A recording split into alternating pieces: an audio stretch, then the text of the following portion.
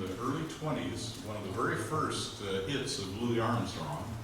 And hardly anybody has ever heard that thing, so I always enjoy playing it just because it's new territory for most people. And speaking of new territory, this is my new one.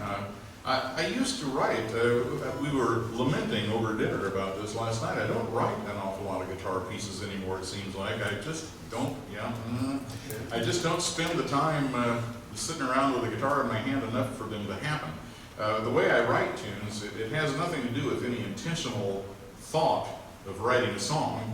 I'll just be sitting down with a guitar in my hand and some chord will make me go to some other chord, and pretty soon it will suggest a melody and a rhythm comes out, and before you know it, it's like, I'm into some little trance in the corner, and I play something over and over and over and over. My wife is sitting over in the corner going, stop, stop, stop. Anyway, but finally I get enough of it together that it kind of becomes the root of a song, and then over a period of time it just gradually turns into something musical. Anyway, I just don't seem to be spending enough spare time with my guitar to do that. But I did write a new one fairly recently, and it is the title cut of the new CD that I have out with Bob Bennett. And those of you who know me know that my whole thing is instrumental solo guitar.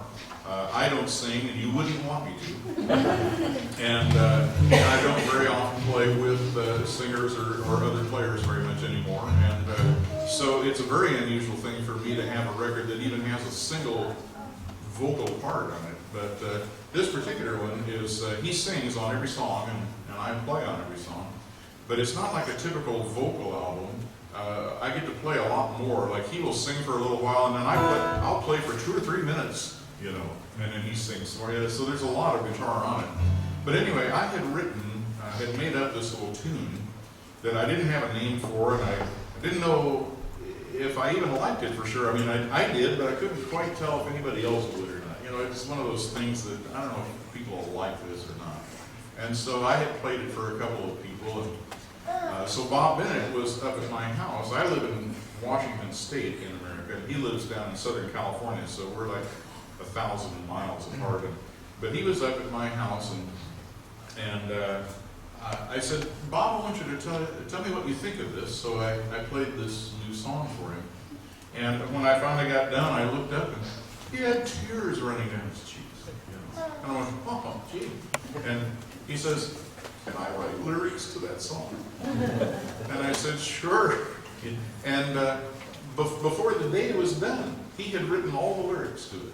And so we ended up going into the studio. We decided to put out a whole album together, and we used some of his songs and some of mine, and various different Christian music songs, choruses and hymns, spirituals and things. And it's really a neat record. I like it a lot.